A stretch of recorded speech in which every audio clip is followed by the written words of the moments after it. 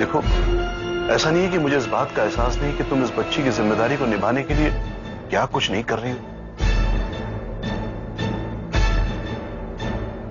लेकिन बेटा बच्ची को इस तरह अकेले मत छोड़ा करो। तुम्हें अगर जाना हो तो बच्चे की जिम्मेदारी बहू को सौंप दिया करो ना, ये संभालेगी उसे। नहीं पापा जी, ये जिम्मेदारी मुझ पर डालने की जरूरत नहीं।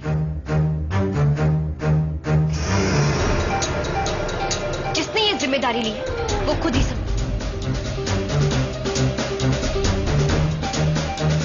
और वैसे भी रिश्तों का बोझ किसी और पे थोपा नहीं जाता, और आजकल तो सगे रिश्ते निभाए नहीं जाते, तो दूर के रिश्ते की आप क्या बात कर रहे हैं?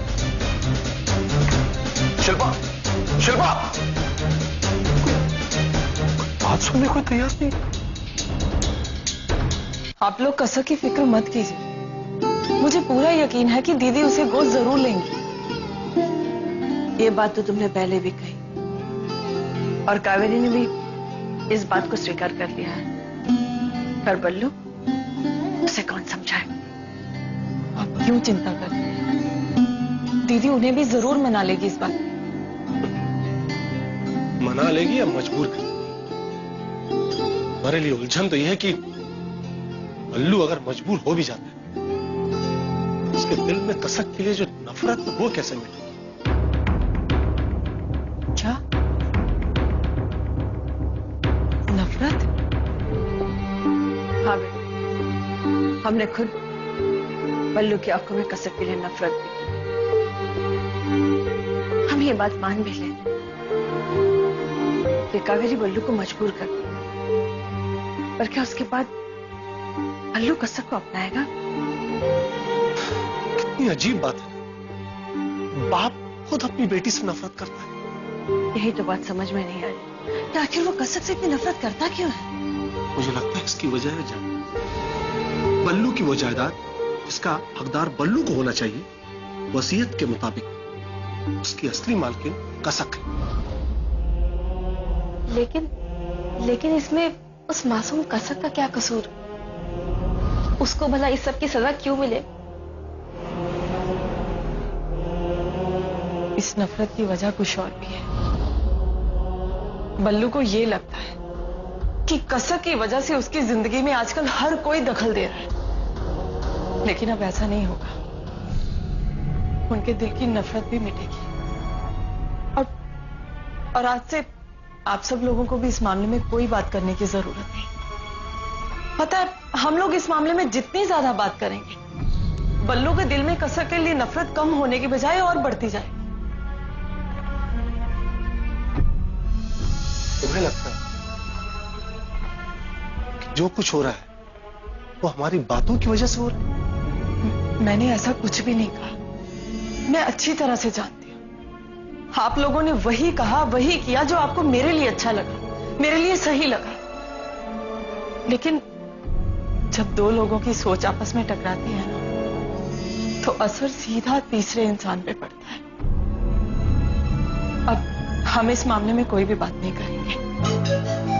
मैं जानती हूं बल्लू के दिल में कसक के लिए नफरत जरूर मिटेगी, और वो बिना किसी दबाव में आए कसक को गोद भी जरूर लेंगे।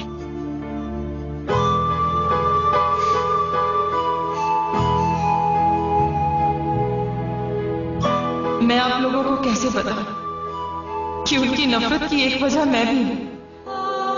उन्हें लगता है कि मैं अपनी बच्ची के सहारे उस घर में फिर से जगह बनाने की कोशिश न करने लगी।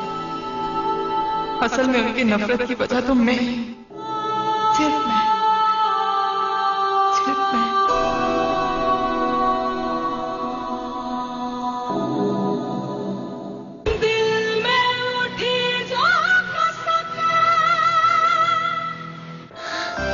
मुझे भी चाहिए। लंबे बालों के लिए चाहिए मेहनत। आंटी ऑफिस नहीं जाती होंगी, पर मम्मा के पास टाइम कहाँ? टाइम शिल्पा मिस, लंबे बालों के लिए जरूरत टाइम की नहीं, बस एक फॉर्मूला की है। फॉर्मूला 3 गुना 3 हुए ना 3। फेशियल मिल्क प्रोटीन युक्त क्लिनिक प्लस, हफ्ते में 3 बार शाम।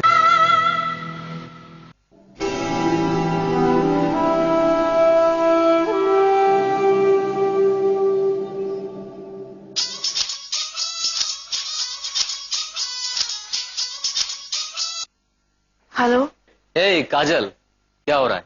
बस कुछ नहीं, तुम बताओ। प्रीति कैसी? वो कैसी हो? तुमने तो उनकी हालत देखी है ना। इस बात की सजा दे रहे हैं आप इस मासूम को। ये इतनी देर तक रोती रही और आपने इसे गोद में उठाया तक नहीं। क्या हो गया है आप? क्या कसूर है इस बच्ची का? इसका कसूर तुम अच्छी तरह से जानती हो कावेरी।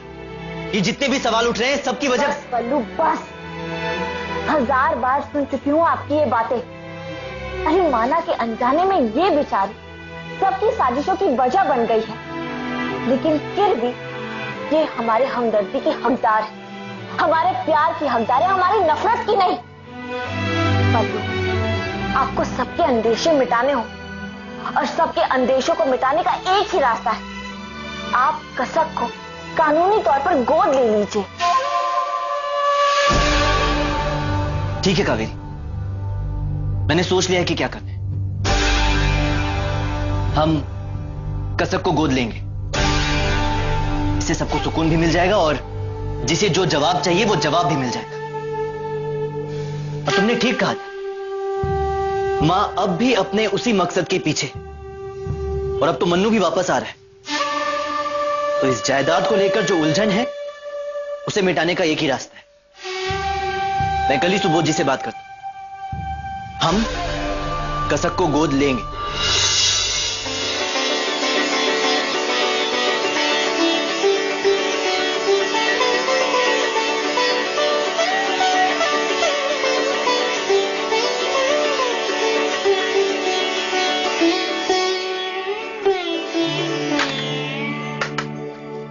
नमस्ते आंटी। नमस्ते। अरे कैसे हो? जी अच्छा हूँ। और तुम्हारे मम्मी पापा कैसे? बहुत अच्छे। कभी उन्हें भी लेकर आना। हाँ, माँ भी कह रही थी कि आपसे मिले काफी दिन हो गए हैं। सो तो है। अब बैठो ना। नहीं ठीक है। वो काजल कहाँ है? अरे हाँ, मैं तो भूल ही गई, तुम काजल से मिलने आए हो। काजल, काजल। जी माँ। देखो समीर, तुम कब आए? देखा, मैंने कहा था ना आऊंगा, आ गया। और हम लोग वो लाइब्रेरी चलेंगे। हाँ पक्का। ठीक है, जाओ ना। प्रीति कहाँ है? अपने कमरे में है। ठीक है, तो प्रीति को भी अपने साथ लेकर जाओ। लेकिन माँ, दीदी तो कुछ काम कर रही है। काजल, काम तो आने के बाद भी कर सकती है ना? बिल्कुल सही, वो तो आने के बाद भी कर सकती है। हाँ। वैसे भी पूरे दिन घर में अकेली बैठी रहती है, मैं उसे भेजती हूँ।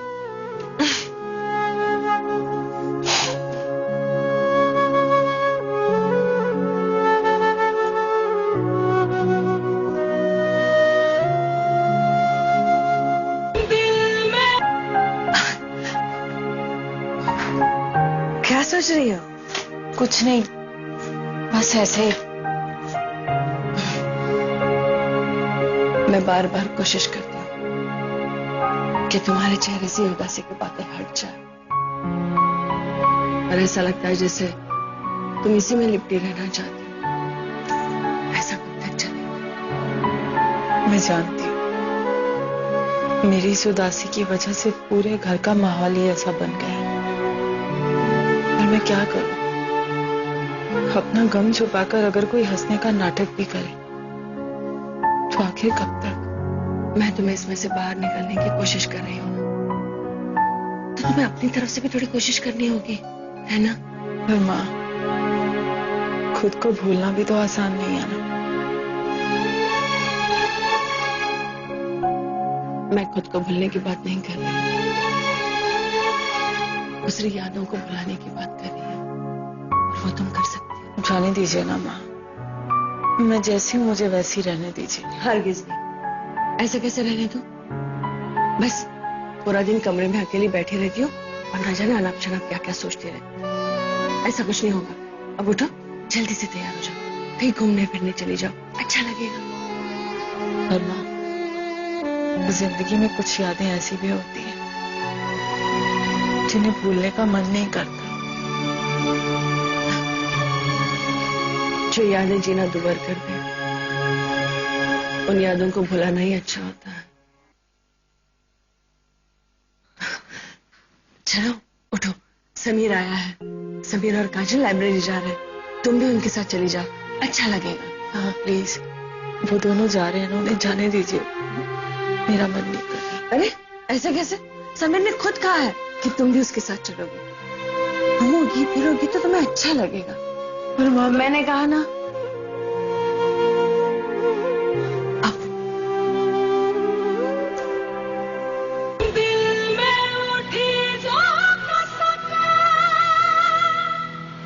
आज मेरे बेटे के अपने रेस्टोरेंट का पहला दिन और ये उसका फेवरेट शेफ कोट। किचन बदले और बदले दाग, एक दिन चॉकलेट तो दूसरे दिन हल्दी। बार बार जिद्दी दाग निकालना और कपड़ों की चमक नई जैसी रखना आम डिटर्जेंट के बस में नहीं। इसीलिए नया एरियल ऑक्सी ब्लू जाता क्या है वसुंधरा? अरे लगता है वक्त का पहिया हमारे लिए उल्टा चल रहा है आजकल। सब कुछ उल्टा ही उल्टा हो रहा है। वो बल्लू है ना, वो भी कसक को गोद लेने के लिए राजी हो गया है। क्या? हाँ, अरे कल ही तो मैंने कावेरी के दिमाग में इस बात को अच्छी तरह से भरा था कि उसे अपने वादे को याद रखते हुए कसक को गोद लेने के बारे में सोचना भी नहीं चाहिए। अरे यही बात तो मैंने भी बल्लू को समझाई थी, लेकिन मेरी बातों का असर तो उस पर उल्टा पड़ा है। कल तक तो सिर्फ कावेरी ही चाहती थी कि कसक को गोद ले, अब बल्लू भी चाहता है। अरे जब दोनों चाहते हैं तो कोई क्या कर सकता है? क्या कह रही है तू? और वो तेरे बिट्टू जी, वो बिट्टू जी क्या कह रहे हैं? वो क्या कहेगा, वो खुद भी तो यही चाहता है। नवासी जो ठहरी उनकी, पता नहीं इस लड़की से इतने सारे रिश्ते कैसे जुड़ गए। सुजाता, अगर इतने रिश्ते ना जुड़े होते ना, तो सुजाता मैं बिट्टू को मना भी लेती कि वो बल्लू और कावेरी को कसक को गोद लेने से रोके, लेकिन अब तो मैं कुछ कह भी नहीं सकती। तो क्या करें हम लोग? हाथ पे हाथ धरकर बैठे रहें? कुछ समझ में नहीं आता। इस घर में शिल्पा को छोड़कर सभी इस बात के पक्ष में हैं कि बल्लू और कावेरी कसक को गोद ले लें। शिल्पा, लेकिन ये शिल्पा के माँ बाप इस मामले में चुप क्यों हैं? देख वसुंधरा, कुछ ना कुछ तो करना ही होगा। हाँ, इसी बात को लेकर हॉल में चर्चा चल रही है। ओहो, तो तू खड़ी खड़ी यहाँ क्या कर रही है? जाके सुन ना क्या हो रहा है। हाँ, तू ठीक कहती है। ये वसुंधरा भी चली आई मेरे पास, तो मैं क्या कर सकती हूँ? बल्लू बेटा, नाज है मुझे तुम पर बेटा। कसक को गोद लेने का फैसला करके तुमने मेरे दिल से एक बहुत बड़ा बोझ उतार दिया है। सच बेटा, मैं तुम्हारा शुक्रगुजार। अंकल जी, कसक को तो इन्हें गोद लेना ही था, बस उन्हें थोड़ा वक्त लगा ये समझने के लिए कि कसक उनकी अपनी बेटी। कावेरी, सचमुच पत्नी ही पति की सच्ची मार्गदर्शक होती है, और इस सच्चाई का एहसास दिलाने के लिए तुम्हारा बहुत बड़ा हाथ है। हाँ बेटा, सच कहा तुमने। तो फिर बेटा कब का तय किया है? ये फॉर्मेलिटीज कब पूरी की जाए? मैं आज ही सुबोध जी से बात करूंगा कि जो भी लीगल फॉर्मेलिटीज हैं वो उनके सामने ही हो, और हो सकता है कि प्रीति की भी जरूरत पड़े इसमें। लेकिन बल्लू, ये सब 1-2 दिन में खत्म हो जाना चाहिए। इस बात से तुम भी खुश हो बिट्टू?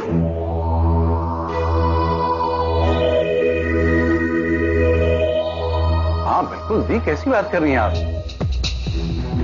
लीजिए, क्या मुझे इस बात की खुशी नहीं होगी?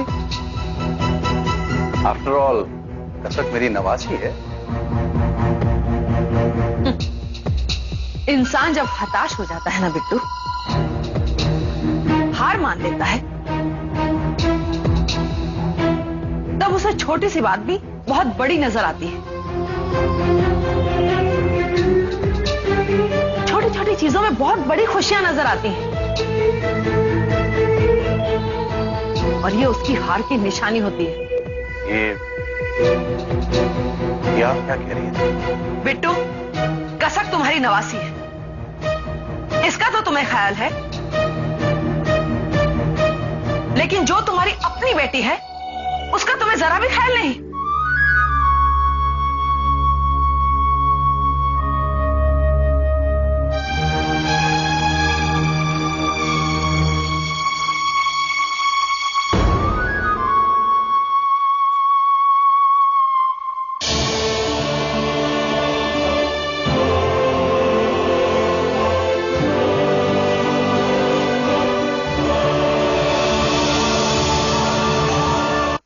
कार्यक्रम के प्रायोजक लाइफ बॉय सोप। अब मौसम बदलने का कोई डर नहीं।